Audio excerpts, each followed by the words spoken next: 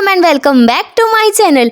क्या हाल चाल है आप सब लोगों का। उम्मीद करती हूँ कि आप सब लोग खैरियत से होंगे। और ये सीन्स चेक करें भाई, आप लोगों को वैसे टाइटल से पता चल ही गया होगा कि ये व्लॉग है जी 22 रजब का। तो यहाँ पे बन रहे हैं टिकड़े। जी हाँ, हम लोग कुंडों को टिकड़े कहते हैं, तो बचपन से आदत है, तो भाई कुंडे तो हम लोग बोले ही नहीं कभी, तो इसलिए ना बार बार मुंह से टिकड़े ही निकल जाएगा। तो मैंने सोचा क्या बनावटी कुंडे कुंडे बोलूँ, मैं ना टिकड़े ही बोलूँगी। तो जब हम छोटे थे ना, तो हमारे लिए ये होता था कि टिकड़ों वाली ईद आने वाली है, टिकड़े बनाएंगे, ये वो, मतलब फुल एक्साइटमेंट। खैर एक्साइटमेंट तो हमें अब भी होती है। तो बेसिकली ये होती है नियाज़े इमाम जाफ़र सादिक, सो उसकी सारी यहाँ पे तैयारियां वगैरह चल रही हैं। बाकी के भी 22 रजब से रिलेटेड अमाल होते हैं, लेकिन फिलहाल मैंने सिर्फ रिकॉर्ड किए टिकड़ों की प्रिपरेशन। तो यहाँ पे हमने बना लिया था चीनी की पाउडर, यानी पिसी हुई चीनी। हमने लिया था जी यहाँ पे मैदा, और मैदे के अंदर ऐड किया था ड्राई फ्रूट्स का पाउडर, जिसलिए ना आपको ड्राई फ्रूट नज़र ही नहीं आ रहे होंगे। तो इसके अंदर हमने साथ ही डाला था नारियल पिसा हुआ, नारियल कुटा हुआ क्या होता है वो डाला था। और ये है जी हमारा देसी घी, तो हमने इसके अंदर ना देसी घी ऐड कर दिया था। सो यहाँ पे हमारे टिकड़े बन रहे। अच्छा, बचपन से जो तरीका मैं देखती हुई आ रही थी, उसमें ना चाशनी बनाती थी हमारी दादी अम्मा। उसके अंदर सारे मेवे डाल के, अंडे डाल के, और फिर उस चाशनी से सिंपल जो मैदा होता था ना, उसे गूंदती थी। तो ये वाला तरीका जो है ना, उससे चेंज है। ये वाला सिंपल सा तरीका है। हमने अब मैदा और उसके अंदर ड्राई फ्रूट, चीनी, मतलब जो जो चीज़ें थी, ऑयल वगैरह, हर चीज़ को मिक्स किया था। अच्छा, हमने इसके अंदर अंडे नहीं डाले थे। और फिर हमने सोचा कि बर्तन ना थोड़ा छोटा पड़ रहा है, तो हमने एक बड़ा सा बर्तन लिया, जिसके अंदर ना हम लोग ईजीली ना आटे को गूंद लें।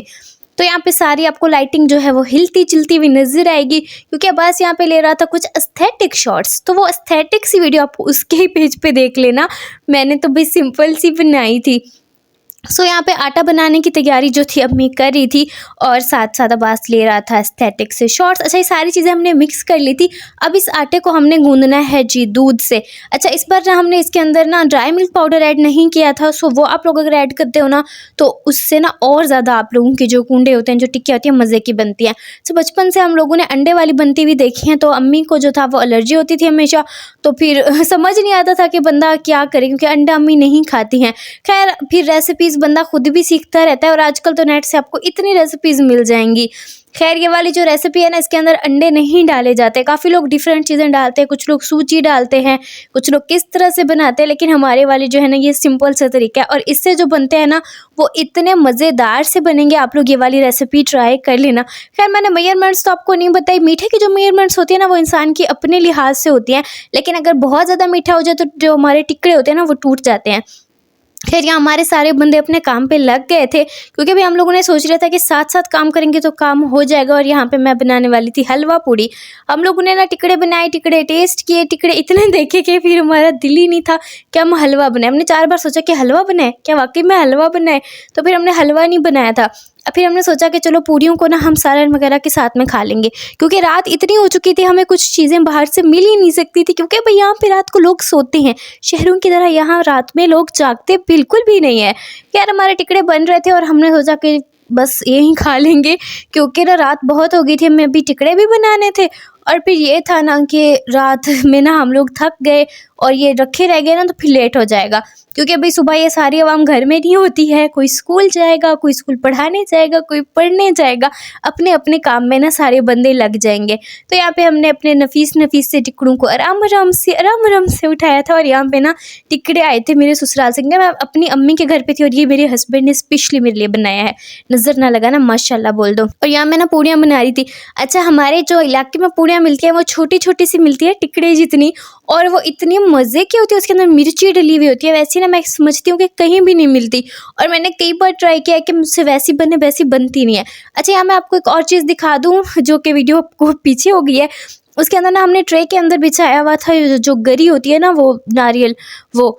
तो जब आप ना गर्मा गर्म अपना टिकड़ा उसके अंदर डालते हो, तो गरी जो होती है, वो जो नारियल होती है ना, वो इसके ऊपर लग जाती है, टिकड़ों के ऊपर। और आपके टिकड़े बहुत अच्छे लगते हैं। मेरे जैसा बंदा नहीं हो जिसको ना गरी पसंद नहीं है, तो मुझे तो नहीं पसंद। अम्मी से मैं कहती हूँ मेरे लिए अलग रख दो। खैर, यहाँ पे हमने प्यारा प्यारा सा दस्तरखान सजाया था, और अपने अपने टिकड़े वगैरह इंजॉय किए थे। साथ ही मेरी पूड़ियाँ भी देख लो कितनी खूबसूरत खूबसूरत सी बनी है।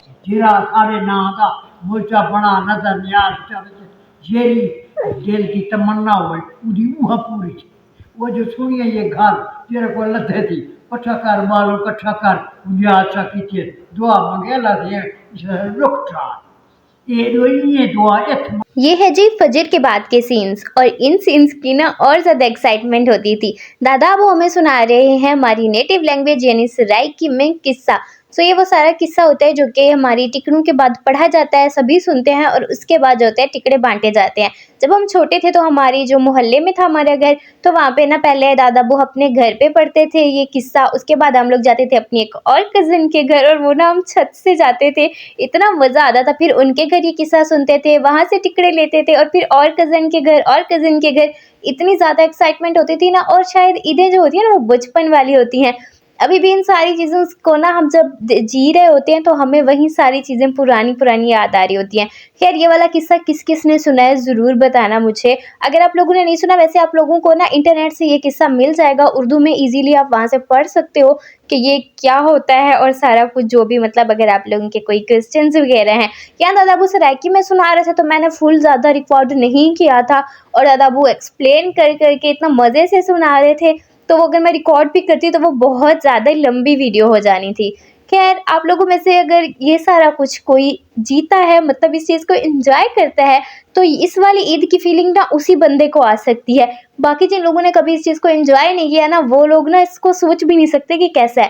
खैर मैंने सोचा आप लोगों को रजब दिखा दें। तो ये हमारा रजब है और ये चलना फिरना शुरू कर दिया, और अब देखो ये हमें ऐसे ऐसे तंग करता है हर वक्त। और ये है जी नेक्स्ट मॉर्निंग हमारे ब्रेकफास्ट के सीन्स। तो मैंने ना ब्रेड बना ली थी, साथ में अंडा और चाय। अच्छा मैंने ना काफ़ी वीडियोस में ब्रेड अंडा देखा है लोग खाते हैं, तो मैंने एक सोचा इसको ट्राई करने चाहिए। दिन में आए ना यहाँ पे हो रहा था काम शाम, तो यहाँ पे ना रज़ाई सिली जा रही थी, तो मैंने सोचा ये भी रिकॉर्ड करके आप लोगों से शेयर करने चाहिए। और रजब क्या कर रहा था, बार बार इसी रज़ाई के ऊपर कूद रहा था, उसे बड़ा मज़ा आता है। अच्छा जब मैं वॉइस ओवर कर रही हूँ ना, रजब बाहर ठहर के रो रहा है कि मुझे भी ले जाओ अंदर।